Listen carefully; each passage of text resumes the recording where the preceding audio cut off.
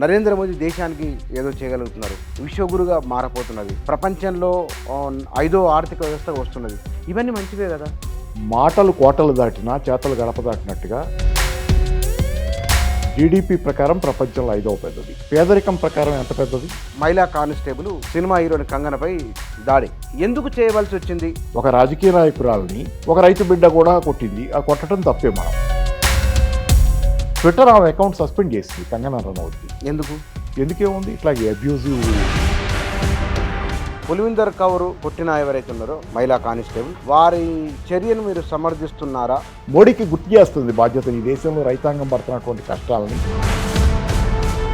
ఎన్నికల ఫలితాల వెంటనే జరిగిన ఘటన, ఆమె ఢిల్లీకి వస్తున్నది, ఘటన జరిగింది. ఇప్పుడు దీని గురించి ఆలోచించవచ్చా మోడీ? కొట్టడం విషయంలో మనం అందరం ఖండించిన కంగనా రనౌత్ లాంటి వాళ్ళకి సూటబుల్ పార్టీగానే ఉంది అది బీజేపీ. దాడిని ఇద్దరు మహిళల మధ్య దాడి కాదు, రైతులను ప్రధానమైన అంశం కారణంగా జరిగిందనేది మీరనేది.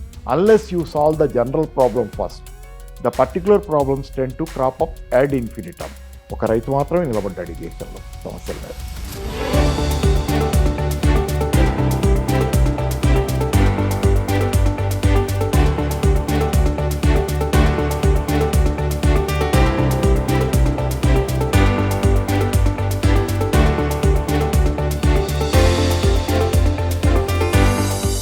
సార్ నమస్కారం. నమస్తే అండి. సార్, బహుశా చండీగఢ్ విమానాశ్రయం అనుకుంటాను, అక్కడ మహిళా కానిస్టేబుల్ సినిమా హీరోని కంగనపై దాడి చెంపదెబ్బ కొట్టింది ఆమెను. ఒక సినిమా హీరోయిన్ పైన కొట్టడం, అది కొట్టడం ఎవరు కొట్టినా తప్పే, దాడిని సమర్థించాల్సిన పని లేదు, దుర్మార్గమైందే, ఆ తప్పు అది. కానీ ఎందుకు చేయవలసి వచ్చింది?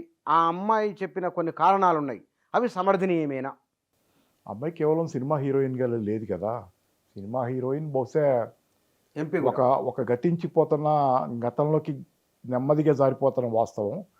ఈరోజు వాస్తవం ఏంటంటే అమ్మాయి ఒక రాజకీయ నాయకురాలు. ఇప్పుడే కాదు, చాలా కాలంగా అమ్మాయి రాజకీయాల్లో చురుగ్గా ఉంది, బీజేపీ తరఫున మాట్లాడుతుంది. ఆమె రాజకీయ నాయకురాలు. ప్రధానంగా ఈరోజు ఏంటంటే ఆమె గత చరిత్ర తాలూకు దానిలోకి ఆమె సినీ నటి అనే ఆమె జీవితంలోని భాగం జారిపోతుంది ఈరోజు. అది పెద్ద భాగం కాదు ఈరోజు. ప్రధానంగా అమ్మాయి రాజకీయ నాయకురాలు, కాకపోతే ఎంపీగా అయ్యారు. అంటే అఫీషియల్గా రాజకీయ నాయకులు కోరుకునే ఒక కెరీర్లో ఒక మెట్టును ఆమె చేరుకున్నారు అనేది వాళ్ళ లెక్కలో చెప్పాలంటే. సో కాబట్టి ఏంటంటే ఆ అమ్మాయిని కేవలం ఒక సినిమా యాక్టర్ని, ఒక సిఆర్పిఎఫ్ అమ్మాయి కొట్టింది అనేది కాదు, ఒక రాజకీయ నాయకురాలని ఒక రైతు బిడ్డ కూడా కొట్టింది. ఆ కొట్టడం తప్పే. మనం అమ్మాయి సిఆర్పిఎఫ్ జవానే కాదు, అమ్మాయి రైతు బిడ్డ, ఒక రైతు నాయకుడి చెల్లెలో అక్కో. కాబట్టి ఏంటంటే ఇక్కడ ప్రధానంగా మనం దీన్ని కొట్టడాన్ని ఖండిస్తాం. మీరు చెప్పారు ముందే, దాన్ని ఎవరైనా సరే ఎవరెవరినైనా అందుకని. కానీ దీని నేపథ్యంలో చూసుకుంటే మనం ఇట్లాంటి రాజకీయాల్లో చాలా తరచుగా వింటానే ఉంటాం. ఆ మధ్య శరద్ పవార్ని దెబ్బ కొట్టారు. మీరు ఇందాకే గుర్తు చేశారు నాకు అది. శరద్ పవార్ని దెబ్బ కొట్టడం, చెప్పులు విసిరిని, కేజ్రీవాల్ని కూడా దెబ్బ కొట్టారనుకుంటా. దాంతోపాటుగా ఇంకు కూడా పోశారు. ఇలాంటి సర్వసాధారణం, అంటే మంచి కాదు, ఏవి మంచి కాదు, కానీ రాజకీయాల్లో చాలా తరచుగా జరుగుతున్నాయి. అంటే వాళ్ళ నిరసనని ఇంకే విధంగా తెలియజేయాలో తెలియని స్థితిలో చేసేవాళ్ళు కొందరైతే, కొంతమంది మనోస్థితిలో ఉన్నటువంటి వైకల్యం వల్ల ఇట్లాంటివి చేస్తారు. సరే, ఇక్కడ ఏదేమైనా కానీ ఏంటంటే కంగనా రనౌత్కి ఇవాళ జరిగింది. సరే, we feel sorry for it. కానీ బట్ అమ్మాయి రెస్పాన్స్ దగ్గరకిను అమ్మాయి అంటే ఆ మామూలుగా ఇక్కడ నాకు కనపడుతుంది ఏంటంటే ఈ ఇద్దరి మధ్య మీకు కౌర్, ఆమె కుల్విందర్ కౌర్ అని అమ్మాయి, సిఆర్పిఎఫ్ అమ్మాయి, ఆ అమ్మాయి చెప్పిన ఇదేంటంటే ఆ అమ్మాయి ఇట్లా చెంపదెబ్బ కొట్టిన తర్వాత జరిగిన దానిలో అమ్మాయిని అడిగితే అమ్మాయి వెంటనే ఫస్ట్ రెస్పాన్స్ లాగా, నా తల్లి ఒక వ్యవసాయదారురాలు, పంజాబీ, ఆమె రైతుల నిరసనలో పాల్గొంది, ధర్నాలో పాల్గొన్నప్పుడు కంగనా రనౌత్ వాళ్ళని ఉద్దేశించి 100 రూపాయలు 200 ఇస్తే వచ్చి కూర్చునే వాళ్ళు వీళ్ళని మాట్లాడారు, అది నాకు గాయపరిచిందని. సరే, కంగనా రనౌత్ ఇలాంటివి మాట్లాడటం ఇది ఫస్ట్ టైం కాదు. ఎన్నో ఎన్నో ఎన్నో ఎన్నో ఎన్నో వివాదాలు. మొన్న ఎలక్షన్ల సందర్భంగా కూడా ఏదో కొంచెం ఎక్కువ మాట్లాడితే కూడా అది కూడా వివాదం అయ్యి ఆ మధ్యకాలంలో ఎందుకు నుంచో పెట్టామా అనే దగ్గర కూడా చర్చ జరిగింది. ఎలక్షన్ క్యాంపెయిన్ అప్పుడు టంగ్ స్లిప్ ఏదో మాట్లాడి. కానీ ఏంటంటే ఆ అమ్మాయికి చాలా సహజంగా ఇట్లాంటివన్నీ దురుస్తు మాటలనే ఉన్నాయి. అది కూడా ఖండనార్హమేగా. ఎందుకంటే నేను ఖండించడమే కాదు, మే 2021లో ట్విట్టర్ ఆమె అకౌంట్ సస్పెండ్ చేసింది కంగనా రనౌత్ది. ఎందుకేముంది ఇట్లాగే అబ్యూజివ్ మా పోస్టులు పెట్టడం, అంటే ప్రొవోకింగ్ స్టేట్మెంట్ అబ్యూజివ్ ఇతరులను తిడతా, అలాగే హేట్ఫుల్ అంటే వైషమ్యాలు రెచ్చగొట్టే విధంగా ఉండేటువంటి కామెంట్లు చేయడం. మరి వాట్ యు ఆర్ డూయింగ్, మీరు చేస్తుంది కూడా ఆ అమ్మాయి చెంపదెబ్బ కొట్టిన దానికి భిన్నంగా అతీతంగా మీ ప్రవర్తన ఏమైనా ఉందా? మహాత్మా గాంధీ లాంటి వాడి ప్రవర్తన మనకు ఉంటే కనుక అటు పక్కన కొట్టిన దాన్ని ఇంకా కొంచెం ఓవరాల్గా మనం ఇంకా కొంచెం ఎగ్జాగరేట్ చేసి ఏం జరిగిందనేది చిత్రీకరించడానికి కానీ మాట్లాడటానికి కానీ, ఇక్కడ మీరు షీఈ్ not any different from anybody. పైగా మీరు మనం అనుకుంటున్న ఈ కుల్వీందర్ కౌర్ బహుశా జీవితంలో ఇట్లాంటివి చేసి ఉండకపోవచ్చు అని అనుకుందాం. ఆమె ప్రవర్తన సిఆర్పిఎఫ్కి జవాన్గా ఉంది, ఒక డిసిప్లిన్గానే ఉండాలి. ఇంతకుముందు అమ్మాయి మీద వేరే ఏమున్నాయని కూడా రాలా, ఇట్లాంటి వస్తే వెంటనే బ్యాక్గ్రౌండ్ అంతా వచ్చేది. కానీ ఈమె కంగనా రనౌత్కి వచ్చేసరికి రోజువారీ ప్రవర్తనలు ఇట్లాంటివి ఉంటానే ఉన్నాయి. పైగా ఆమె సలహా ఏంటంటే ఉచిత సలహా ఇచ్చారు. ఏంటి, కంగనా రనౌత్ని విమర్శిస్తున్న వాళ్ళు ఆమెని స్లాప్ చేయటాన్ని సమర్థిస్తున్న వాళ్ళ గురించి కంగనా రనౌత్ చెప్పింది ఏంటంటే, వీళ్ళందరికీ యోగాను మెడిటేషన్ అవసరం, వీళ్ళు చాలా ద్వేషపూరితమైన నేరపూరితమైన ప్రవృత్తిని కలిగి ఉన్నారని మళ్ళీ కామెంట్ చేసి, మరి మన ట్విట్టర్ అకౌంట్ సస్పెండ్ అయింది కూడా నేరపూరితమైన లేకపోతే ద్వేషపూరితమైన భావాలను రీచ్ చేసి. ఏంటంటే తనకు ఒక రూల్ అప్లై చేసుకుంటున్నారు, ఆమె ఎదుటి వాళ్ళకు ఒక రూల్ అప్లై చేస్తున్నారు. కంగనా రనౌత్ అంటే జనరల్గా గ్లామర్, దీనిలో సినిమా ప్రపంచంలో మంచి నటి, దానిలో సందేహం లేదు, ఆరాధన ఉన్నది. కానీ వాళ్ళు జనరల్గా ఏంటంటే ఇట్లాంటి దీనిలో ఇది వర్గ పోరాటంగానే అనుకోవాలి మనం. సామాన్య జనం పట్ల కంటెంప్ట్, 100 రూపాయలు 200 ఇస్తే ధర్నాకు వచ్చి కూర్చున్నారని మాట్లాడేది సామాన్య జనం పట్ల కంటెంప్ట్, అంటే వాళ్ళ పట్ల చులకన భావన. చాలామంది ఎట్లా మాట్లాడతారంటే, లేబర్ వాళ్ళు అంతేనండి, లేబర్ వాళ్ళు అంతేనండి ఇట్లా మాట్లాడుతుంటారు. ఈ లేబర్ వాళ్ళు అంతే అండి మాట్లాడేవాళ్ళు వీళ్ళ జీవితాలను తెరిచి చూస్తే ఎట్లా ఉంటాయి ఏంటంటే, ఇది గత చరిత్రలో అది ఆశ్చర్యకరంగా మీకు జరిగింది ఏం చూస్తే, మోడీ గారు పదవి స్వీకారం చేయబోయే ముందు జరిగిన ఘటన. ఎలక్షన్లు అయ్యి మండీలో హిమాచల్ ప్రదేశ్లో కంగనా రనౌత్ గెలిచి ఆమె ఢిల్లీ వెళ్తా ఎన్డీఏ మీటింగ్కి అప్పుడు జరిగిన ఘటన. ఇప్పుడు ప్రమాణ స్వీకారం నిన్న జరిగింది మోడీ గారిది. ఈ నేపథ్యంలో ఈ బ్యాక్గ్రౌండ్లో జరిగిన ఘటన.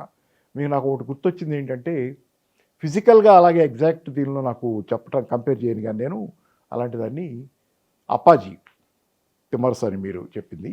అప్పాజీ కృష్ణదేవరాయలు గురు మంత్రి కూడా కృష్ణదేవరాయలు రాజ్యాధికారం ఉంది అంటే మామూలు మనం పట్టాభిషేకం జరిగేటప్పుడు కృష్ణదేవరాయల్ని పిలిపించి ప్రైవేట్గా ఒక గదిలోకి పిలిపించి కృష్ణదేవరాయల్ని తాచిపెట్టి చెంపదెబ్బ కొడతాడు. కొట్టి నొప్పి ఎందుకు కొట్టారని చెప్పి చెయ్యి ఇట్లా పెట్టుకొని కృష్ణదేవరాయలు చూస్తే, ఈ నొప్పి నీకు గుర్తుండాలి, ప్రజల బాధలు నీకు అర్థం కావాలని నిరంతరంగా ప్రజలు ఎట్లా ఉంటారనేది ఆలోచిస్తూ ఉండటం కోసం ఈ నొప్పి గుర్తు చేసుకోవచ్చు చెబుతాడు.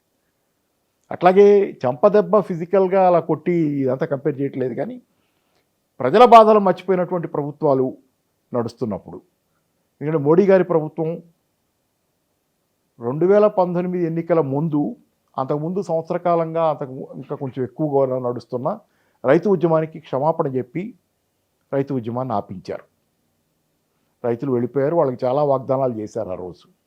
ఈరోజు వెనక్కి తిరిగి చూసుకుంటే ఆ వాగ్దానాల్లో చాలా కాదు అసలు ఏమీ నెరవేరలా. ముఖ్యంగా మినిమం సపోర్ట్ ప్రైస్ అనే దాని మీద రైతు సర్వం నష్టపోతా, పంట వేయటం అంటే అప్పుల పాలవటం, ఆత్మహత్య చేసుకుంటాం అనే స్థితిలో, అట్లాంటి స్థితిలో ఉన్న రైతుకి మినిమం సపోర్ట్ ప్రైస్ గురించి కమిటీ వేసి ఆ కమిటీ ఏమవుతుందో తెలియకుండా చేస్తున్నారు. కానీ ఒకటి కదా, ఒక ఎంపీ నరేంద్ర మోడీ మూడోసారి ప్రధానమంత్రిగా ప్రమాణ స్వీకారం చేయడానికి కొన్ని గంటల ముందు జరిగిన ఘటన, 60 గంటల ముందు 40 గంటల ముందు జరిగిన ఘటన. అంటే మీ మాటలు చూస్తే పులివిందర్ కౌర్ కొట్టిన ఎవరైతే ఉన్నారో మహిళా కానిస్టేబుల్, వారి చర్యను మీరు సమర్థిస్తున్నారా? చర్యని కాదు, లేదా ఈ దాడిని మోదీకి ఉన్న మెసేజ్గా మీరు చెప్పాలంటే సింబాలిక్గా చెబుతున్నా తప్పితే నేను ఆ చర్యను సమర్థించట్లా. సింబాలిక్గా ఎలా ఉందంటే, అది కలిపినప్పుడు ఇవన్నీ చూస్తే మోడీకి గుర్తు చేస్తుంది బాధ్యతని, ఈ దేశంలో రైతాంగం పడుతున్నటువంటి కష్టాలని, బాధ్యతల్ని గుర్తు చేసేది సింబాలిక్గా ఇది జరిగింది ఏమన్నా అంతే నేను చెప్తుంది. ఆ చర్యని ఫిజికల్గా మనం ఎవరూ సమర్థించాం, ముందే చెప్పుకున్నాం, అది అక్కర్లా. అందుకని ఏంటంటే సింబాలిక్గా ఎంతో కాలం మీరు ప్రజల్ని ఇలాగే మోసం చేయలేరు. ఈరోజు చర్చలో కూడా వస్తున్న విషయాలు ఏంటంటే, మోడీ గారు పదవి స్వీకారం చేసేటప్పుడు ఆయన ప్లీజ్ చేసే అవసరం ఉన్నటువంటి నీతీష్కి ఏమి ఇవ్వాలి, లేకపోతే ఎన్ని మంత్రి పదవులు ఇవ్వాలి వాళ్ళకి, లేకపోతే చంద్రబాబులు క్యాబినెట్లో ఎంత అకామిడేట్ చేసుకోవాలి, ఇట్లాంటి చర్చలు వస్తున్నాయి తప్పితే అలాగే కొంత చర్చలు మొదట్లో వీళ్ళిద్దరి మీద ఆధారపడ్డదన్నప్పుడు ప్రభుత్వం కొంత ప్రత్యేక హోదాలు ఇట్లాంటి విషయాల్లో వచ్చినాయి కొన్ని. కానీ ఓవరాల్గా మీరు గమనించండి, ఈ 4వ తారీఖు ఎన్నికల రిజల్ట్స్ వచ్చినాయి. ఈ 4-5 రోజుల చర్చల్లో రైతుల చర్చ ఎక్కడా రాలా. రైతుల చర్చే రాలేదు, మీరు గమనించండి. కానీ మోడీ ప్రభుత్వం ఓడిపోవటం వెనక పెద్ద పాత్ర రైతులది. 170% మంది ఈ దేశ జనాభాలో రైతులు. దేశంలో 6 లక్షల గ్రామాలు ఉన్నాయి, 6,000 నగరాలు ఉన్నాయి. 6,000 నగరాలు పట్టణాల్లో 30% మంది జనాభా ఉంటే ఈ 6 లక్షల గ్రామాల్లో దేశంలోని 70% జనాభా ఉన్నారు. మెజారిటీ జనసామాన్యానికి ప్రాతినిధ్యం వహిస్తున్నటువంటి రైతులు సంవత్సరాల తరబడి ఆందోళన చేస్తా నిత్యం ఆత్మహత్యలతో పేపర్లు నిండిపోతుంటే, రైతుల ఆత్మహత్యలతో దేశవ్యాప్తంగా వాళ్ళ సమస్యలు అంత తీవ్రంగా ఉంటే, మరి ఇక్కడ మీరు అధికారం తీసుకునే ముందు ఏ ప్రొటెస్ట్ వల్ల ప్రతిపక్షాలు అధికారంలో రావడానికి కూడా కారణం ఈరోజు అంటే ఎంతో కొంత వాళ్ళకి బలం పెరగడానికి కూడా కారణం రైతులు చాలా చోట్ల చేసినటువంటి నిరసనల వల్ల. మిగతా అన్ని వర్గాల కంటే రైతులు ఎక్కువ నిరసన చేశారు. కాబట్టి మోడీ ప్రభుత్వం ఈ స్థాయికి కుదించివేయబట్ట వెనక, బీజేపీ ఈ స్థాయికి కుదించబట్ట వెనక, దాని బలానికి క్లిప్పులు పెట్టబట్ట వెనక ఉన్నది రైతులు. కానీ 4-5 రోజుల్లో రైతుల చర్చ కానీ మినిమం సపోర్ట్ ప్రైస్ చర్చ కానీ లేదు. బహుశా ఈమె చేసిన ఈ తప్పే అయినా కానీ అది ఆ చర్చను మళ్ళీ తెచ్చేది మనం ఆ సందర్భంగా ఈ చర్చ తెస్తే బెటర్ మనం. కానీ సార్ ఇక్కడ రైతు సమస్యను తీసుకుందాం. గడిచిన 10 సంవత్సరాల కాలంలో నరేంద్ర మోదీ ఎందుకు రైతుల విషయంలో వారు ఏడాది పాటు టెక్రీ దగ్గర ఆందోళన చేసినా సరే 3 చట్టాలు చిటాన చివరికి వెనక్కి వెళ్ళినాయి. అంటే ప్రభుత్వ పాలసీలో రైతుల ప్లేస్ ఎట్లా ఉండవచ్చు అని ఇప్పుడైనా సరే ఓవరాల్గానే 90ల్లో వచ్చిన సంస్కరణలు అనేవి రైతులకు అనుకూలమైనవి కాదు, వ్యతిరేకమైనవి. ఆ తర్వాత రైతులకు బ్యాంకులు రుణాలు ఇవ్వటం తగ్గింది. వ్యవసాయానికి వ్యతిరేకమైన విధానాలు మొదలైనవి. వ్యవసాయాన్ని నష్టపరిచి నగర ప్రాంత కార్పొరేట్లని లాభపరిచే విధానాలు మొదలైనవి. ఎలా అనేది మీరు ఉదాహరణ అడిగితే, ఈరోజు వ్యవసాయాన్ని నష్టపరిస్తే నగర ప్రాంత కార్పొరేట్లు ఎలా లాభపడతాయంటే, వ్యవసాయం కనుక లాభసాటిగా ఉంటే, అంటే రైతుకు కనుక గిట్టుబాటు ధర దొరికితే నగర ప్రాంతాల్లో ఆ నిత్యావసరాల ధరలు కొంత ఎక్కువ ఉంటాయి. అంతే కదా, అక్కడ బాగా వాళ్ళకి ధర ఇచ్చుకుంటే ఇక్కడ ధర కూడా ఎక్కువ ఉంటుంది. అప్పుడు ఏముంది, నగర ప్రాంతాల్లో ఉద్యోగస్తులు కార్మికులకి నిత్యావసరాల ధరలు ఎక్కువ ఉంటే వీళ్ళంతా కార్పొరేట్ తమ యజమానుల మీద ఒత్తిడి పెడతారు, సమ్మెలు చేస్తారు జీతాలు పెంచాలని. కాబట్టి ఇక్కడ నగర ప్రాంతాల్లోని కార్మికులు ఉద్యోగస్తులు కార్పొరేట్ల దగ్గర వాళ్ళు ఇచ్చిన జీతాలకి పెద్దగా జీతాలు కొత్త అదనంగా డిమాండ్ చేయకుండా పనిచేయాలంటే గ్రామీణ ప్రాంతాల సరుకులు నగర ప్రాంతానికి చౌకగా రావాలి, వాళ్ళ పిండి తేవాలి. అందుకని మినిమం సపోర్ట్ ప్రైస్ మీరు కనుక వాళ్ళకి ఇస్తే ధర అక్కడ ఎక్కువ వస్తుంది, వాళ్ళకి రైతులు ఆపడతాడు. రైతులు ఆపడితే అర్బన్ ఏరియాలో ధరలు పెరిగితే అర్బన్ ఏరియాలో ఎంప్లాయీస్ వర్కర్సు యజమానులు డిమాండ్ చేస్తారు జీతాలు పెంచండి అని. కాబట్టి కార్పొరేట్ల మీద వాళ్ళ లాభాలు తగ్గకుండా వాళ్ళ మీద భారం పడకూడదు జీతాలు అంటే గ్రామీణ ప్రాంతాల నుంచి పిండటం మొదలుపెట్టాలి. సింపుల్, అక్కడి నుంచి చౌకగా సర్కిట్ రావాలి. కాబట్టి రైతు నష్టపోయినా రైతు చచ్చినా నగర ప్రాంత కార్పొరేట్లను ఇది మీకు చిన్న ఉదాహరణ చెబుతా. ఇంగ్లాండ్లో కొంచెం పక్కెళ్తున్నాను, కార్న్ లాస్ అనేవి ఉన్నాయి, మొక్కజొన్న చట్టాలు. ఈ మొక్కజొన్న చట్టాలు ఎప్పుడు వచ్చినాయి? ఆ దేశంలో రైతాంగం బలీయమైన శక్తిగా ఉన్నప్పుడు మొక్కజొన్న చట్టాలు వచ్చినాయి. విదేశాల నుంచి దేశంలోకి మొక్కజొన్న దిగుమతి కాకూడదని ఆ ప్రభుత్వం నిర్ణయించింది. అప్పుడు రాజు ఉండేవాళ్ళు ఎవరైనా. ఎందుకు? విదేశాల నుంచి కనుక వస్తే రైతు నష్టపోతాడని. రైతులు బలంగా ఉన్న రోజున, అంటే పారిశ్రామిక విప్లవం జరిగి పారిశ్రామికవేత్తలు వచ్చి రాకముందు, తర్వాత ఎప్పుడైతే పారిశ్రామికవేత్తలు వచ్చి పారిశ్రామిక విప్లవం జరిగి 16వ శతాబ్దంలో పారిశ్రామికవేత్తలు బలపడి నగర ప్రాంతాలు పెరిగినాయో ఈ పాలసీ రివర్స్ అయింది. ఈ మొక్కజొన్న చట్టాలు ఎత్తేసారు. ఎందుకు? మొక్కజొన్న చట్టాలు ఎత్తేయకపోతే బయట దేశాల నుంచి దిగుమతి చేసుకోకపోతే మొక్కజొన్న దేశంలో రైతులు పండించిన మొక్కజొన్నకి ధర ఎక్కువ పలికితే నగర ప్రాంతాల కార్పొరేట్లు ఎవరైతే పారిశ్రామికవేత్తలు ఉన్నారో వాళ్ళు వాళ్ళ కార్మికులకు తక్కువ జీతాలు ఇచ్చి పని చేయించుకోలేరు. కాబట్టి వాళ్ళు మొక్కజొన్న చట్టాలు ఎత్తేసారు. ఇదే క్లాసిక్, మీకు సింపుల్ అదే ఇక్కడ జరుగుతుంది. ఒక రకమైన మొక్కజొన్న చట్టాల ఎత్తేసింది. ఎందుకంటే విదేశాల నుంచి కనుక మొక్కజొన్న భారీగా దిగుమతి చేసుకుంటే దేశంలో మొక్కజొన్న ధర పడిపోద్ది. మొక్కజొన్న ధర పడిపోతే కనుక నగర ప్రాంతాల్లో ఉన్నటువంటి వాళ్ళకి తక్కువ జీతాలతో వాళ్ళు తిండి, వాళ్ళ ఫుడ్ అదే, మన రైస్ వీటి తిన్నట్టు వాళ్ళు మొక్కజొన్న ఇట్లాంటివి. ఇది అట్లా కాలనాస్తే మీకు ఆ మొక్కజొన్న చట్టాలే మీకు తార్కాణం. ఈరోజు దేశంలో జరుగుతుంది ఆ మొక్కజొన్న చట్టాల తాలూకు ఇంకో చారిత్రక నేపథ్యంలో ఇంకో రూపంలో ఇక్కడ రైతాంగాన్ని పిండి కార్పొరేట్లకి లాభాలు చేయడం కోసం జరుగుతున్న ప్రక్రియ. రెండోది, మీరు జాతీయ ఉపాధి హామీ పథకాన్ని చూడండి. జాతీయ ఉపాధి హామీ పథకాన్ని అది హిస్టారిక్ బ్లండర్ అన్నారు మోడీ గారు, తప్పన్నారు, చారిత్రక తప్పిదం లాంటిది అన్నారు. ఎందుకంటున్నారు వాళ్ళు? జాతీయ ఉపాధి హామీ పథకం ఉంటే కనుక గ్రామీణ ప్రాంతాల్లో వాళ్ళు కూలీలకు పేదవాళ్ళకు పని లేకపోతే పోయి గవర్నమెంట్ పని తీసుకుని వర్క్ కార్డు పెట్టుకుని పోయి పని చేసుకుని ఆ 200 250 తెచ్చుకుంటారు. కానీ మీరు జాతీయ ఉపాధి హామీ పథకం ఉంటే ఏంటి, వాళ్ళు వలస రారు నగరానికి, అక్కడక్కడే బతుకుతారు. గ్రామీణ ప్రాంతాల నుంచి నగర ప్రాంతాలకు వలసలు లేకపోతే అర్బన్ ఏరియాలో లేబర్ డిమాండ్ పెరిగిపోద్ది, లేబర్ స్కేర్సిటీ వస్తుంది కదా. లేబర్ డిమాండ్ పెరిగితే లేబర్కి జీతాలు పెంచాలి. అలా పెంచకుండా ఉండాలంటే లేబర్ సప్లై అర్బన్ ఏరియాకి కంటిన్యూస్గా ఉండాలి. జాతీయ ఉపాధి హామీ పథకం ఎత్తేస్తేనే వాళ్ళు ఇక్కడికి వస్తారు, ఇక్కడ కన్స్ట్రక్షన్లో కూలీలుగా పనిచేస్తారు, వాళ్ళ జీతాలు పడిపోతాయి నగర ప్రాంతాల్లో. అంటే నగర ప్రాంతాల్లో ఉన్నటువంటి వర్గాల లాభాల కోసం గ్రామీణ ప్రాంతాలను పిండుతుందే ఈ సంస్కరణలు 90 నుంచి జరుగుతున్నాయి. నరేంద్ర మోదీ దానిలో ఇంకా రెట్టించిన ఇది మామూలుగా కాంగ్రెస్ ప్రభుత్వం కూడా తెచ్చిన సంస్కరణలు, ఈ కాంగ్రెస్ ప్రభుత్వం తెచ్చినాయి. కానీ బీజేపీ ప్రభుత్వం అనేది మరింత కాంగ్రెస్ కంటే, అంటే ఈ సంస్కరణలు జరిపిన ఎవరికంటే కూడా మరింతగా గ్రామీణ ప్రాంతాలకు వ్యతిరేకం బీజేపీ. ఇది 2003లో వాజ్పేయి గారు ఎందుకు ఓడిపోయారు, అర్బన్ ఇండియా షైనింగ్ అంట, ఆయన మామూలు పైన చూసుకొని ఇండియా షైనింగ్ అన్నప్పుడు గ్రామీణ ప్రాంతాలు ఆయన మీద తిరగబడ్డాయి. గ్రామీణ ప్రాంతాల్లో వ్యతిరేకమైన ఓటు పడి ఆయన ఓడిపోయాడు. ఇవాళ కూడా చూడండి, హర్ష్ మాండర్ ఒక ప్రకటన ఇచ్చాడు, చిన్న స్టేట్మెంట్. ఏమనంటే గ్రామీణ ప్రాంతాలు ఈ పేద ప్రజానికి వీళ్ళందరూ కలిసి మోడీని ఈరోజు వ్యతిరేకంగా ఓటు వేయటం వల్ల ఆయన ఓడిపోయాడు అనేది. ఓడిపోవటం అంటే తగ్గినాయి, మెజారిటీ తగ్గింది అనేది. కాబట్టి ఏంటంటే బీజేపీ ప్రభుత్వం ఎప్పుడు ప్రో అర్బన్, మీకు అందుకే నగర ప్రాంతాల్లో బీజేపీ బాగా గెలుస్తుంది. ఇప్పుడు కూడా గెలిచిన సీట్లు చూడండి మీరు, బెంగళూరులో కానీ, ఇక్కడ హైదరాబాద్లో కానీ, లేకపోతే ఏ నగరాల్లోనూ, ఢిల్లీలో కూడా ఆఖరికి మీకు చైతన్యవంతమైన ఢిల్లీ అని నగరాల్లో బీజేపీ ఎక్కువ గెలిచింది. మీకు ఎప్పుడంతే ఉంటుంది మీకు అది. గ్రామీణ ప్రాంతాల్లో కంటే పట్టణ ప్రాంతాల్లో బీజేపీ బలంగా ఉంటుంది. కారణం ఏమిటంటే వీళ్ళకి ఇబ్బంది కలగకుండా వీళ్ళ పాలసీస్, వీళ్ళ అనుకూల కార్పొరేట్ అనుకూల నగర, అంటే కార్పొరేట్ అనుకూల కాస్త మామూలు జనానికి కూడా ఎంతో కొంత ఏదో ఓటు అడుగుద్ది. ఇది జరుగుతుంది. అందుకని ఇప్పుడు నేను మళ్ళీ కంగన దగ్గరికి వద్దాం, రండి, చండీగఢ్ ఎయిర్పోర్ట్కి వద్దాం మనం. చండీగఢ్ ఎయిర్పోర్ట్లో ఒక ఎంపీ, సినిమా నటి, దేశంలో పేరున్నవారు, అలాంటి వారిపైన జరిగిన దాడి సహజంగానే ప్రధానమంత్రి దృష్టికి మంత్రివర్గం అన్ని పార్టీలు చూసింది. కానీ ఎన్నికల ఫలితాల వెంటనే జరిగిన ఘటన, ఆమె ఢిల్లీకి వస్తున్నది, ఘటన జరిగింది. ఇప్పుడు దీని గురించి ఆలోచించవచ్చా మోడీ? ఆలోచించాలని సింబాలిక్గా జరిగిన ఘటన అయినా ఆగ్రహాన్ని మళ్ళీసారి ప్రతిబింబించింది. ఆల్రెడీ మళ్ళీ రైతులు ఉద్యమానికి సిద్ధమవుతున్నారనే వార్తలు కూడా వస్తున్నాయి. ఎందుకంటే రైతులు పదే దగా పడుతున్నారు.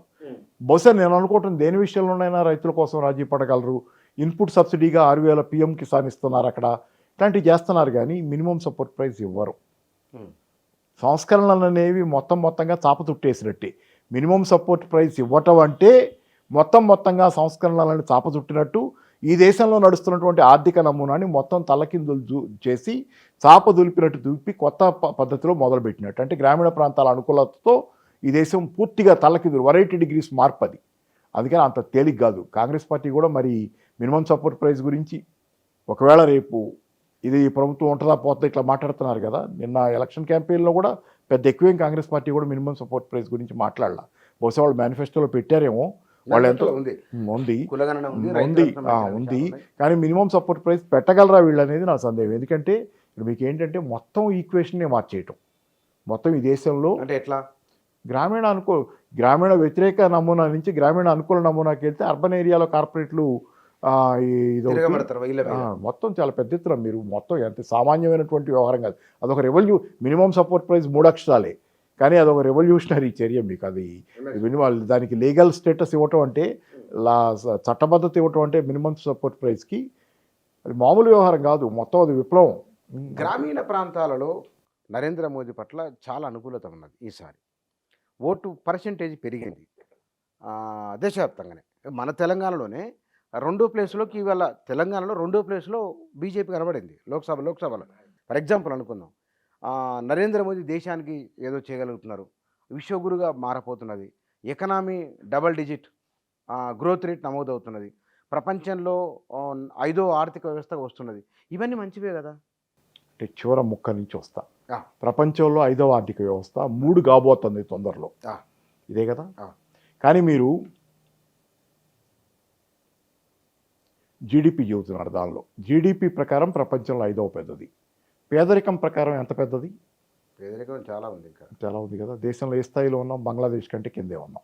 పేదరిక నిర్మూలనలో కిందనే ఉన్నాం కదా. మరి అంత పెద్దది అంటే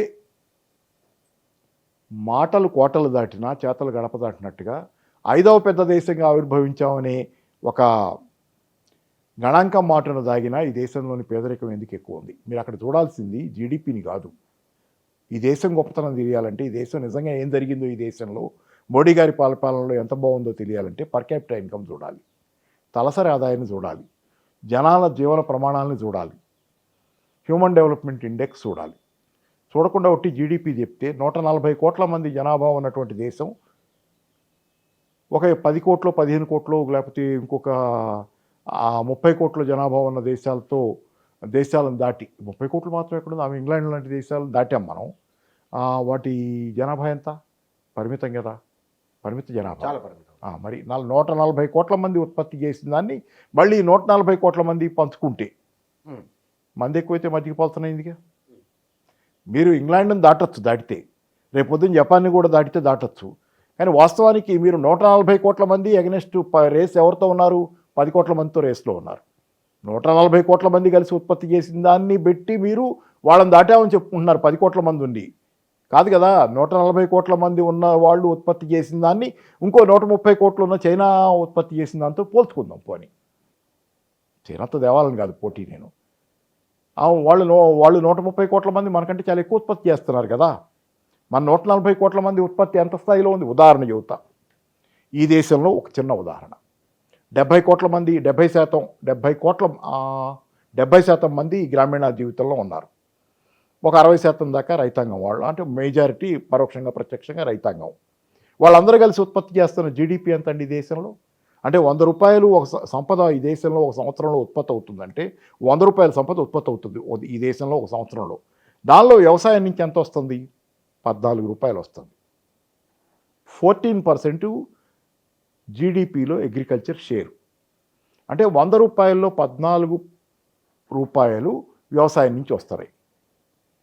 ఈ 70% మంది ఆ 14 రూపాయలని ఉత్పత్తి చేస్తున్నారు. అంటే ఈ 70% మంది దాన్ని పంచుకుంటే 14 రూపాయలని మిగతా ఎంత అవుతుంది? 86 రూపాయలు మిగతా దేశంలోని 30% పంచుకుంటున్నారు. 14 రూపాయలని 100లో 170 మంది పంచుకుంటే మంది ఎక్కువైతే మజ్జిగ ఏమవుద్ది? అందుకే గ్రామీణ పేదరికం అంత దారుణంగా ఉన్నప్పుడు మీరు 86 రూపాయలు మిగతా 30% పంచుకుంటే వాళ్ళ జీవిత ప్రమాణాలు బాగున్నాయి. కొద్దిపాటి మంది ధనికులు ఉన్న దేశం ఇదండి. మీరు గమనించాల్సింది ఏంటంటే ఇక్కడ జీడిపిగా చూడాల్సింది మీరు పర్ క్యాపిటల్ ఇన్కమ్ చూడాలి. పర్ క్యాపిటల్ ఇన్కంలో కూడా మరి అగ్రగామిగా ఉన్నాం, ప్రపంచంలో 5వ స్థానానికి వెళ్ళాం, జీడిపిలో 3వ స్థానానికి వస్తుందని చెప్పేవాళ్ళు. థామస్ పికెటీ చెప్పెళ్ళినటువంటి మాటలు ఏదైతే ఆయన ఈ దేశంలో అసమానతల గురించి చెబుతా టాప్ 1% ధనవంతుల దగ్గర ఎంత ఉంది, మిగతా 50% జనం దగ్గర ఏముంది ఈ దేశంలో చెప్తా, ఇంత అసమానతలు ఉన్న దేశం ప్రపంచంలోనే లేదని చెబుతా ఇంకో మాట కూడా చెప్పాడు. బ్రిటిష్ వాళ్ళ రాజ్యంలో కంటే ఈరోజు, అంటే దానికి ఒక పేరు పెట్టాడు ఆయన, నేను పెట్టిన పేరు కాదు, బిలియనీర్ల రాజ్యంలో టాప్ 1% ఎక్కువ సంపాదిస్తున్నారు ఈ దేశంలో.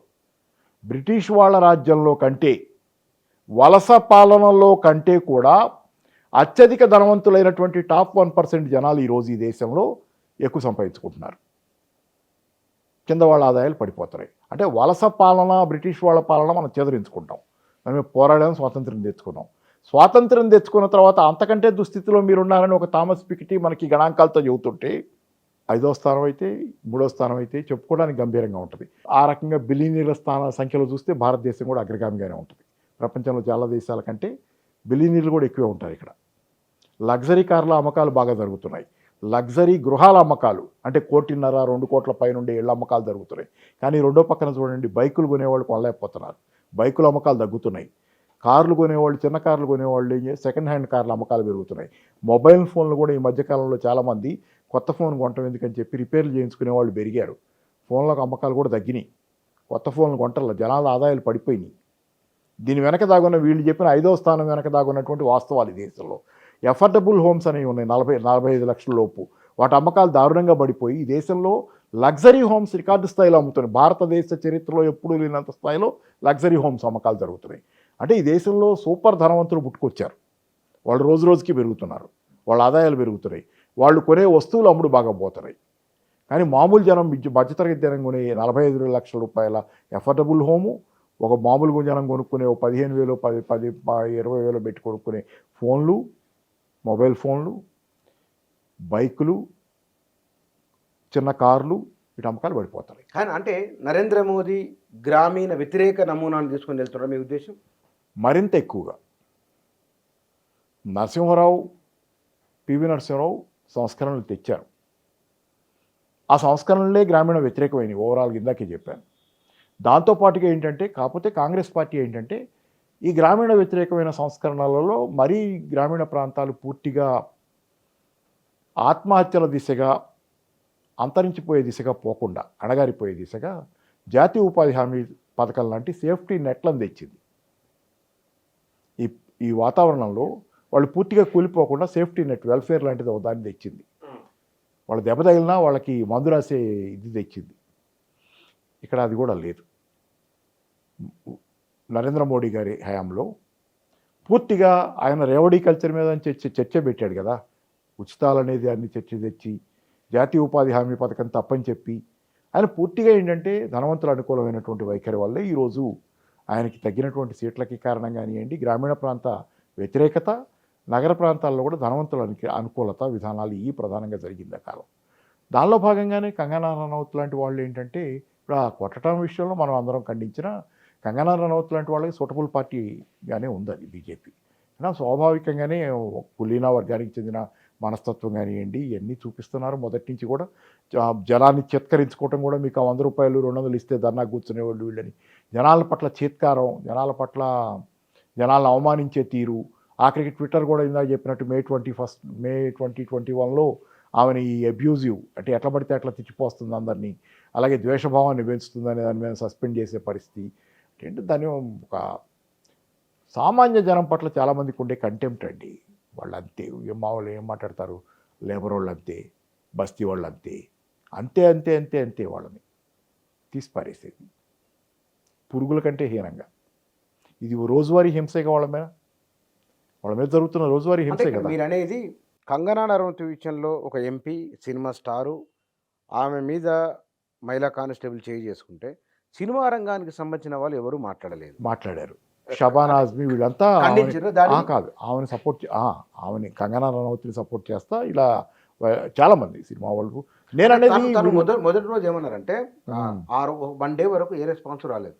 బహుశా రైతుల ఇష్యూ మాట్లాడినందుకు కంగనకు మద్దతు ఇస్తే రైతులకు వ్యతిరేక ముద్ర వస్తుందని సినిమా వాళ్ళు భయపడింటారా? నెంబర్ 1 నేను అనుకోవటం.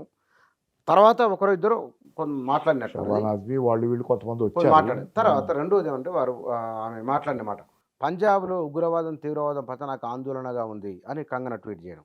మరొక మాట ఏమన్నారంటే మీరు రాబోయే రోజుల్లో జరగబోయే దాడులను, హత్యలను, అత్యాచారాలను మీరు సమర్థించినట్లున్నాయి మౌనము అని కూడా వారు అన్నారు.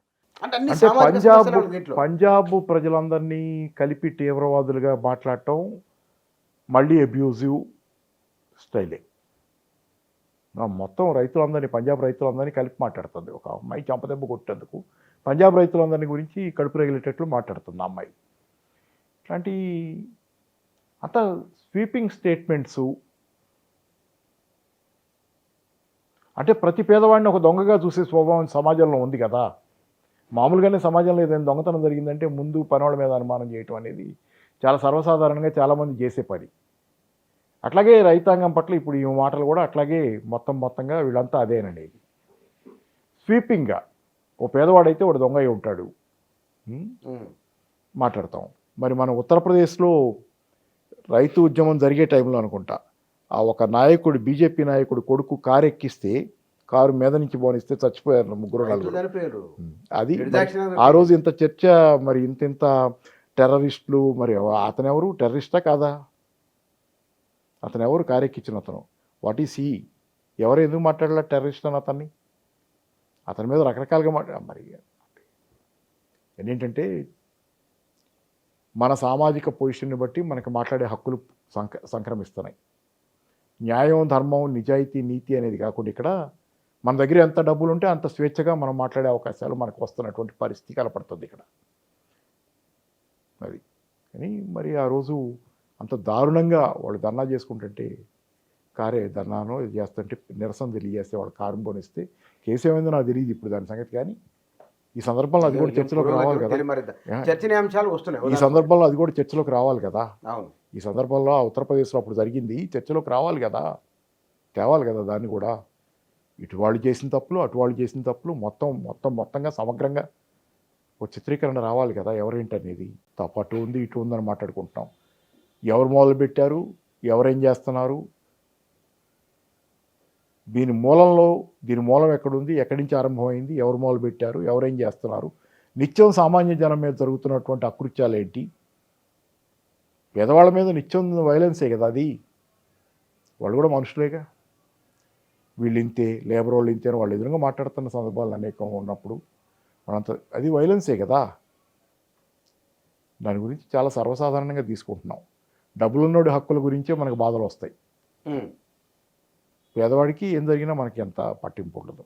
దాని గురించి కాస్త చాలా చర్చలు చేస్తాం. కానీ ఇక్కడ సార్ ఈ మహిళా కానిస్టేబుల్కు అనుకూలంగా ర్యాలీలు జరుగుతున్నాయి. రైతులు రోడ్ల మీదకి వస్తున్నారు. పట్టడానికి అనుకూలంగా కాదు బహుశా, కొనడానికి అనుకూలం బహుశా కాజ్ అయి ఉంటుంది. కాజుకు అనుకూలంగా. కాజు షీ రిమైండెడ్ అప్పాజీ ఉదంతం చెప్పే కదా, శ్రీకృష్ణదేవరాయలని చెంపదెబ్బ కొట్టి చేసిన విధంగా.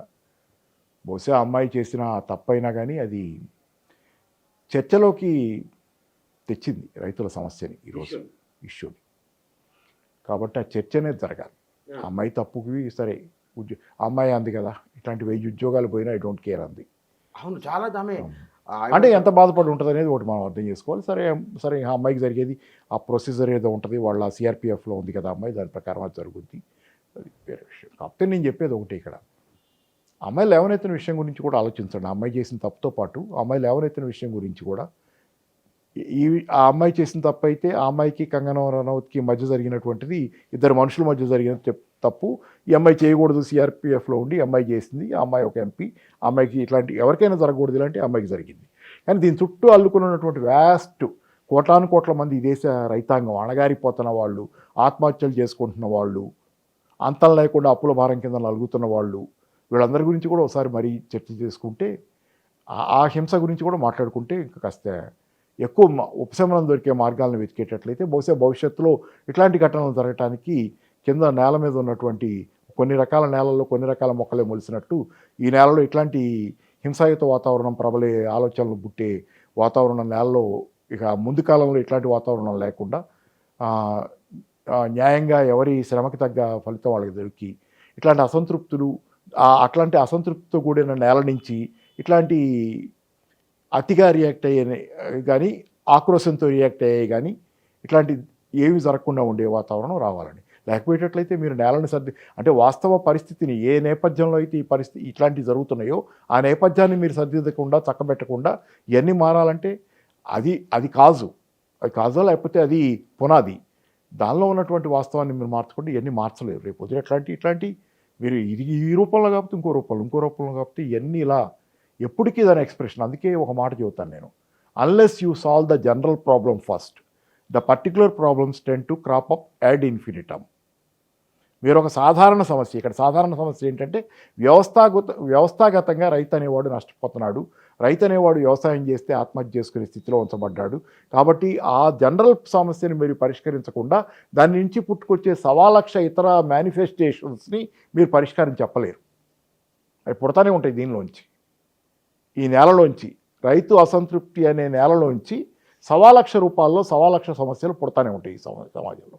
కాబట్టి ఆ అసంతృప్తి నేలలో ఉన్నటువంటి రైతాంగంలో కోట్ల రైతాంగం అనే పునాదిలో ఉన్నటువంటి సమస్యని మీ కళ్ళ ముందుకు తెచ్చింది.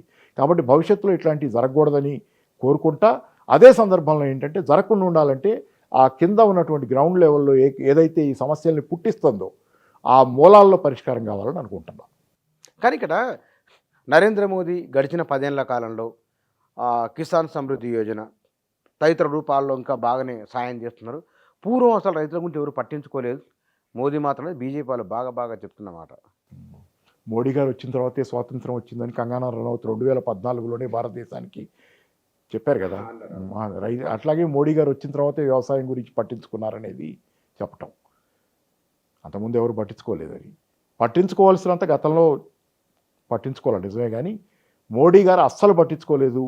రైతులకు ఉన్నటువంటి కాస్త కూడా నష్టపోయారు రైతులు అనేది మీకు మోడీ గారి హయాంలో జరగటమే, మొన్న సీట్లు తగ్గటమే దానికే తార్కాణం. గ్రామీణ రైతాంగం నిరసనలు తెలియజేయటం ఇవన్నీ. కానీ ఏంటంటే మోడీ గారు వచ్చిన తర్వాత ఏదో భారతదేశంలో విత్తనాలు వేయటం, భారతదేశంలో సాగు చేయటం నేర్చుకుంది మోడీ గారు వచ్చిన తర్వాత అని చెప్పినట్టు ఉంటుంది అది. నేను ఒకటే చెబుతున్నా, పీఎం కిసాన్ ఇచ్చారు, పీఎం కిసాన్ 6,000 ఇస్తున్నారు. పీఎం కిసాన్ ఒక 6,000 ఎంతమందికి ఇచ్చారు? ఫస్ట్లో బిగిన్ చేసినప్పుడు పథకం నాకు గుర్తున్నంతలో 9 కోట్ల మందికో 11 కోట్ల మందికో ఆ పథకం ఎక్స్టెండ్ అయ్యింది. తర్వాత మెల్లమెల్లగా ఎన్నికలు అయిపోయిన క్రమంలో ఎంతమందికి వచ్చిందండి నిజానికి పీఎం కిసాన్? నా దగ్గర వైరో స్క్రిప్ట్ ఏదో పత్రిక ఉంది, సమ్ ఆన్లైన్ ఇది, వాళ్ళ దాని ప్రకారంగా సుమారుగా 3 కోట్ల మందికి తగ్గిపోయింది అది పీఎం కిసాన్. సరే తర్వాత మళ్ళీ పెంచారేమో, ఎంత ఎట్లా ఉందో తెలియదు. కానీ నాకు దాంతోపాటుగా మీకు పీఎం కిసాన్ ఇచ్చినప్పుడు సంవత్సరానికి 3 సార్లు 2,000 వస్తాయి. పీఎం కిసాన్ మీరు మొదలుపెట్టినప్పుడు ఇన్పుట్ కాస్ట్లు ఎంత ఉన్నాయి, పురుగుల మందులు, ఎరువులు, విత్తనాల ధరలు ఎంత ఉన్నాయి, ఇప్పుడు ఎంత ఉన్నాయి? మొన్న బడ్జెట్లో పీఎం కిసాన్ ఇచ్చే డబ్బులు కొంతైనా పెంచుతారు, 10,000 చేస్తారని ఆశించారు. పెంచలా మీరు, చాలన్నారు. ఏంటంటే మీరు మనం ఎంత ఏంటంటే జస్ట్ ఇన్పుట్ కాస్ట్ కొంత భరిస్తున్నారు మీరు. ఇన్పుట్ కాస్ట్ భరించిన అవుట్పుట్ వచ్చిన తర్వాత ఇన్పుట్ కాస్ట్ సైడ్ మీరు విత్తనాలు, పురుగుల మందులు, ఎరువులు కొనడానికి అప్పుల పాలవ్వకుండా మీరు ఇన్పుట్కి సబ్సిడీ ఇస్తున్నారు. ఈ డబ్బులు తీసుకుని వ్యవసాయం చేశాడు రైతు. వ్యవసాయం చేసినప్పుడు చేతిలో ఒక పంట వచ్చింది. ఆ పంట మొత్తం ఉత్పత్తికి ఖర్చు ఎంత అయిందనేది ఒక లెక్క ఉంది. దాని మీద అతనికి లాభం రావాలి కదా బతకాలంటే. మిగతా ఏ రూపంలో ఏ అప్పులు చేస్తున్నా ఈ ఇన్పుట్ సబ్సిడీ సరిపోక ఇతరత్ర అప్పులు అయితే 5 తీర్చడానికి, ఆ పైన బతకడానికి డబ్బులు కావాలి కదా. దానికి ఆ రెండు అవుట్పుట్ సైడ్ ఏం కావాలి మీకు? ఎంఎస్పి కావాలి. ఇన్పుట్ సైడ్ మీరు ఇన్పుట్ సబ్సిడీ ఇచ్చినట్టు పీఎం కిసాను, తెలంగాణలో రైతు బంధు ఇచ్చినట్టు, అవుట్పుట్ సైడ్ మీకు ఏం కావాలి? అవుట్పుట్ వచ్చిన తర్వాత లాభం ఉండాలి, మినిమం సపోర్ట్ ప్రైస్. ఆ పక్కన లేదు, ఈ పక్కన మాత్రం మనం ఇస్తున్నామని చెబుతున్నాం. అసలు రిజల్ట్ వచ్చే దగ్గర మీరు లాభసాటి వ్యవసాయం రావడానికి మార్గం లేదు. నరేంద్ర మోదీ నెహ్రూ రికార్డును సమన్ చేసిండు అని 3వ సారి ప్రధానమంత్రిగా ప్రమాణ స్వీకారం చేయడం. నెహ్రూ తర్వాత నెహ్రూ రైతుల కోసం చేసింది ఏమిటి? నిజంగానే సీరియస్గా ఉంటే ప్రధానమంత్రి ఏం చేయాలి, ఏం చేస్తే బాగుంటుంది? నెహ్రూ రైతుల కోసం చేసింది ఏమిటి? ఇప్పుడు ఇష్యూ రైతుల గురించి మాట్లాడుతున్నాం. ఒక సినిమా స్టార్ను, ఒక ఎంపీని చెంపదెబ్బ కొట్టిన ఒక మహిళా కానిస్టేబుల్, ఎందుకు అంటే తను రైతు కాబట్టి. ఇక్కడ నరేంద్ర మోదీ నెహ్రూ రికార్డు సమన్ చేస్తున్నారు 3వ సారి ప్రధానమంత్రి. మరి నెహ్రూ రైతుల కోసం ఏం చేసిండు దేశంలో? ఆయన కాంట్రిబ్యూషన్ ఏమిటి? అంటే నెహ్రూ రైతుల కోసం ఏం చేశాడో నాకు గుర్తులేదు, నాకు చెప్పలేను కూడా. ఎందుకంటే అంటే సాగునీటి రంగంలో తెచ్చినాయి కానీ చెప్తా.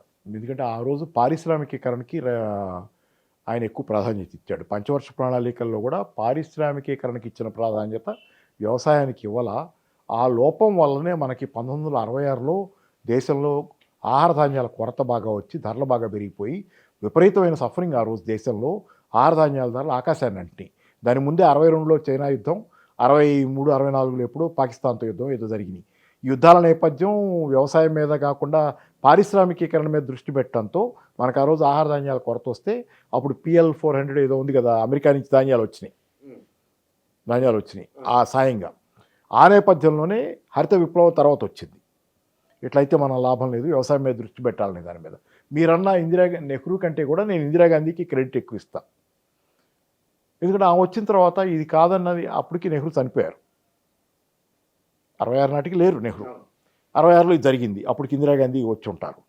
ఆ క్రమంలోనే ఇందిరాగాంధీ దీన్ని గుర్తించి మార్చారు. వ్యవసాయానికి అనుకూలంగా విధానాల్ని బ్యాంకులను జాతీయం చేశారు. ఆమె బ్యాంకులు జాతీయం చేసినప్పుడు ఆమె పెట్టిన ఏంటంటే 18% అనేది బ్యాంకులు ఇచ్చే అప్పుల్లో, అంటే 100 రూపాయలు అప్పిస్తే 18 రూపాయలు ప్రయారిటీ సెక్టర్కి ఇవ్వండి, అగ్రికల్చర్కి ఇవ్వండి.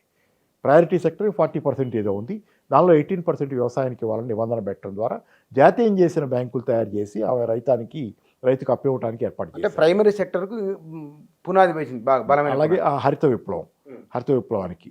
సో ఆమె ఓవరాల్గా ఏంటంటే ఇందిరాగాంధీ హయాంలోనే ఎక్కువ వ్యవసాయానికి అనుకూలమైనటువంటి విధానాలు మొదలైనవి, తర్వాత కొనసాగినాయి. కానీ సంస్కరణలు వచ్చిన తర్వాత మళ్ళీ మొత్తం రివర్స్ అయిపోతుంది. మీకు ఒక చిన్న ఉదాహరణ, ఇందా నేను చెప్పిన థామస్ పికెటీ ఉన్నాడు కదా, దేశంలో అసమానతలు ఈరోజు బ్రిటిష్ వాళ్ళ కాలంలో కంటే ఇప్పుడు మోడీ గారి హయాంలో బిలియనీర్ల రాజ్యంగా మారింది అని చెప్పాడు. కానీ మీరు 1980లో ఇందిరాగాంధీ హయాం ఉన్న కాలంలో తీసుకుంటే ఈ దేశంలో అసమానతలు అత్యంత తక్కువ స్థాయిలో ఉంది ఆ హయాంలో. ఆమె సోషలిస్ట్ రాజ్యం తేలా, భూమి మీద స్వర్గము తేలా, కానీ దేశంలో ఆర్థిక అసమానతల్ని అత్యంత కనిష్ట స్థాయికి తీసుకెళ్లారు ఆమె. 1921-30 మధ్య బ్రిటిష్ వాళ్ళు ఉండగా ఈ దేశంలో 100 రూపాయల సంపద ఉత్పత్తి అయితే దానిలో 21 రూపాయలు టాప్ 1% ధనవంతులకు వెళ్ళినాయి. ఇప్పుడు ఈ రోజున మోడీ గారి హయాం వచ్చే నాటికి అది ఒక 22 రూపాయలకు ఏదో పెరిగింది. అంటే అప్పటికంటే కూడా ఇప్పుడు ఎక్కువ వెళ్తుంది టాప్ 1%కి. కానీ 1980లలో ఇందిరాగాంధీ హయాం ఉండగా టాప్ 1% జనాలకి ఈ దేశంలో వెళ్ళింది 6%, 6 రూపాయలే. Do you believe? 6 రూపాయలు మాత్రం వెళ్ళింది. థామస్ పికెటీ ఇదే. అంటే ఒక రకంగా ఇందిరాగాంధీ హయాం వచ్చేసరికి అసమానతలు తగ్గించారు. ఆ తర్వాత మళ్ళీ పెరిగినాయి సంస్కరణల క్రమంలో. మోడీ గారు లాంటి వాళ్ళు ధనిక వర్గానుకూల విధానాల్లో మరింత పెరిగినాయి. అంటే మీరు ఫెర్టైల్ గ్రౌండ్ మీరే ప్రిపేర్ చేస్తున్నారు జనాల నుంచి రకరకాల రూపాల్లో ఇట్లాంటి వైకల్యాలన్నీ వచ్చేదానికి. ఇక్కడ సినిమా రంగానికి సంబంధించిన వాళ్ళు కొందరు సమర్థించి అన్నారు కదా, ఎవరి మద్దతుగా ఉన్నారు? ఎవరు ఉన్నారు సార్? ఏం రాశారు? షబానాజ్, నాకు సినిమా వాళ్ళ పేర్లు అది తెలియవు, పెద్ద సినిమాలతో రంగంతో పరిచయం. షబానాజ్ మీ ఇందాక జనరల్గా ఆమె కొంచెం ప్రోగ్రెసివ్గా ఉంటారంటారు కదా. పైగా ఆమెకి ఏంటంటే ఆమె భర్తకి ఏదో అనుకుంటా యువతో ఒక వివాదం కూడా ఉంది. షబానా అజ్మీ వాళ్ళ షబానా హస్బెండ్కి ఆమెకి కంగనా రనౌత్ ఏదో కోర్టు కేసు లాంటిది ఏదో ఉందని చదివాను నేను. అయినా కానీ స్టిల్ ఇట్లా జరగకూడదు, ఎవరైనా అంటాం కానీ జరగకూడదని అంటాం. అట్లాగే చేశారు. కాకపోతే నేను అనేది ఏంటంటే ఈ సందర్భంలో రెండో పక్క జరుగుతుంది దాని గురించి ఆ చర్చ కూడా అసలు మామూలుగా ఈ ఫెర్టైల్ బ్రీడింగ్ గ్రౌండ్ ఏదైతే ఉందో ఇట్లాంటివి జరగడానికి, జనాలు ఇట్లాంటి భావనలు రావడానికి, ఆలోచనలు రావడానికి దాన్ని కూడా పరిష్కారం చేయండి, దాన్ని చర్చ చేయండి. డిస్కషన్ కూడా ఇప్పుడు ఒక ఎంపీ పైన సినిమా హీరోయిన్ మహిళ దాడి చేసిన మహిళ అయినప్పుడు కూడా చర్చ ఎందుకు? సాధారణంగా సంచలనం మాత్రమే అలా పరిమితం చేస్తేనే కదా మీకు చర్చ. ఇప్పుడు ఆమె పడే పనిష్మెంట్ ఏదో ఆమె పడుద్ది, దాని విషయంలో మనం ఎటు ఏమి జోక్యం చేసుకోవటం ఏం ఉండవు, అవి జరిగే ఏం కాదు. సరే కొట్టడం తప్పే. కానీ నేను అనేది ఏంటంటే చర్చని మీరు మహిళలకు పరిమితం చేసి జాతీయ మహిళా కమిషన్ వీళ్ళంతా, రేఖా శర్మ ఎవరో, వీళ్ళంతా రంగంలో దిగి దాన్ని మహిళ మీద జరిగిన దాడిగా ఇట్లా పరిమితం చేయకపోతే రైతు చర్చ అంతా వస్తుంది కదా. మీకు బాధ అక్కడ. చర్చ రైతుల మీద పోకూడదు కదా. రైతుల మీద పోవాలనే ప్రయత్నం మనం చేయాలి ఈ సందర్భంలో. ఓకే, దాడిని ఇద్దరు మహిళల మధ్య దాడి కాదు, రైతులను ప్రధానమైన అంశం కారణంగా జరిగింది అనేది మీరు అనేది. ఫెర్టైల్ గ్రౌండ్ అక్కడ ఉంది, అక్కడి నుంచి సమస్య మూలం మొదలైంది. చర్చ అక్కడికి పోవాలి కూడా అంటున్నా. ఈ చర్చ జరుగుతుంది, తప్పు అమ్మాయి తప్పు అనేది మనం చెబుతున్నాం చర్చలో. అది అంతటితో అయిపోయింది కదా, అంతకంటే పెద్ద చర్చించడానికి ఏం లేదు అక్కడ. చర్చలో అసలు ఎందుకు జరిగింది అనే దగ్గరికి వస్తే మూలాలు మనకి కనపడుతున్నాయి కదా. మీరు కరెక్షన్ హోమ్స్ ఎందుకు పెడుతున్నారు సార్? బాల నేరస్తులకు ఏదో పెడతారు కదా మనం, మరి ఎందుకు పెడుతున్నారు? వాళ్ళు సంస్కరించడానికే కదా. అక్కడ మరి వ్యవస్థలో ఒక్కోసారి ఏమవుద్ది మీకు, వాళ్ళని సంస్కరించడానికి పెట్టి వ్యవస్థలో మూలాలు ఉన్నప్పుడు వ్యవస్థను మార్చుకోవాలి కదా మనం. వ్యవస్థలో లోపాలను చక్కదిద్దుకోవాలి. లేకపోతే ఇదే ఫెర్టైల్ గ్రౌండ్, దీని నుంచి పుట్టుకొస్తారు ఇట్లాంటి ఆలోచనలన్నీ. ఇప్పుడైనా సరే ఒక సందర్భం వచ్చి ఉన్నది కాబట్టి నరేంద్ర మోదీ మూడోసారి ప్రధానమంత్రి కావడం, చంద్రబాబు నాయుడు రైతుల ఇష్యూ తీసుకొని ఆయన ఈసారి అధికారంలోకి రావడం, రైతుల ఇష్యూ కూడా ఆంధ్రప్రదేశ్ అమరావతి రైతుల ఇష్యూ కూడా ఒకటి ఉన్నది. అంటే ఆంధ్రప్రదేశ్ కూడా వ్యవసాయ నేపథ్యం నుంచి ఉన్నది, బీహార్ కూడా అట్లాగే ఉన్నది. వీళ్ళు ఒక సందర్భాన్ని వాడుకొని రైతుల సమస్యకి ఉన్న వీళ్ళు పరిష్కారం దిశగా మోడీపై ఒత్తిడి చేయవచ్చా? నేను అమరావతి అనేది ఇప్పుడు నిర్మాణం కాబోతున్నటువంటి నగరం, ఇక రైతుల సమస్య అనేది లేదు అక్కడ. దాని వెనక నిర్మాణానికి ఇచ్చినటువంటి రైతులు, భూమి ఇచ్చిన రైతులకు న్యాయం జరగాలి. అది రైతుల సమస్య కాదు. ఇక అర్బన్ నేను అనేది ఏంటంటే చంద్రబాబుకి సంబంధించినంత వరకు ఆయన రైతు వ్యతిరేక ఇట్లాంటి కామెంట్లు ఇమీడియట్గా ఇప్పుడు చేయను. ఎందుకంటే నేను ప్రజల మనిషిగా ఉండదలుచుకున్నాను, నేను మారాను, చేస్తాను ఈసారి అన్నారు. నేను ఇప్పుడే కామెంట్ చేయను దాని గురించి. కానీ నేనేది ఒకటి ఓవరాల్గా చంద్రబాబు విజన్లో మొత్తం ఉండేది ఐటీ కానీ, కార్పొరేట్ సెక్టర్ కానీ, అమరావతి నగర నిర్మాణం వెనక కూడా పారిశ్రామిక రంగ దృక్పథం కానీ ఉన్నాయి తప్పితే గతంలో పెద్దగా రైతుల సమస్యలను ఆయన తలనెత్తుకుంది ఎప్పుడు లేదు. ఏది చేయలేదని నేను చెప్పటం. కానీ వ్యవసాయం దండగాని కూడా అది కాసేపు వదిలేద్దాం, ఎన్ని కాసేపు ఇప్పుడు మళ్ళీ మనం అంత నెగటివ్ షేడ్స్లో చూడకుండా చూసినా ఆయన ఓవరాల్ లైఫ్ మొత్తం రైతాంగం గురించి, ప్రత్యేకంగా రైతాంగం గురించి అంటే రాజశేఖర రెడ్డి గురించి ఒకటి ఎక్కువ, ఎవరైనా రైతాంగం అనేసరికి అట్లా. చంద్రబాబు దగ్గరికి వచ్చేసరికి మనం కార్పొరేట్లు, పరిశ్రమలు తేవటం, ఉద్యోగాల కల్పన, ఐటీ రంగం ఇట్లాంటివన్నీ వస్తున్నాయి తప్పితే రైతుగా మనం చంద్రబాబుని ఎప్పుడు ఆ కలర్లో చూడం. నెగిటివ్గా కూడా చూడద్దు. కానీ ఆ కలర్ ఆయన నిర్మాణ ప్రాధాన్యతలు కానీ ఆయనకుండే ప్రాధాన్యతల్లో ఉద్యోగాల కల్పన కోసం కార్పొరేట్లు, ఐటీ ఉద్యోగాలు ఇట్లాంటివి ఉంటాయి. నితీష్ కూడా సోషలిస్ట్ భావాలు ఉన్నవాడు కదా, లోహియ భావాల నుంచి వచ్చాడు. కానీ ఆయన ఎక్కడ ఏ నీడ కింద ఉంటే ఆ రంగం వస్తుంది ఆయనకి. మరి అన్నప్పుడు మరి పూర్తిగా అంటే చంద్రబాబు కూడా 4 సార్లు అటు ఇటు పోయాడు, కానీ మరీ అంత కాదని మనం ఇక్కడ అనం కదా. అక్కడ అంత కాదు. మరీ నితీష్ అంటే ఎట్లా ఎట్లా పడితే ఎట్లా అంటే అసలు నితీష్ కాంగ్రెస్ బీజేపీ అదే ఎట్లా అది అందుకని ఏంటంటే ఏ నీడ కింద ఇప్పుడు బీజేపీ నీడ కింద ఉన్నాడు కాబట్టి రైతుల గురించి ఆయన మాట్లాడతాడా, లేకపోతే ఆయన ఇదే అవకాశం అని ప్రత్యేక హోదా అడుగుతున్నాడు. సరే, నిజం మీరు అన్నట్లుగా బీహార్ ఆంధ్రప్రదేశ్ రెండు వ్యవసాయక రాష్ట్రాలే. ఎందుకంటే ఆంధ్రప్రదేశ్లో కూడా పెద్ద పరిశ్రమల అభివృద్ధి చెందాల, కాకపోతే ఆంధ్రప్రదేశ్లో ఒక 2 లక్షల పైన ఎంత ఉంది పర్ క్యాపిటల్ ఇన్కమ్ ఉంది. మరి బీహార్లో 54,000 పర్ క్యాపిటల్ ఇన్కమ్, ఆంధ్రప్రదేశ్ కంటే 4 రెట్లు తక్కువ తలసరి ఆదాయం. తెలంగాణలో 3 లక్షల పైన, 3,09,000.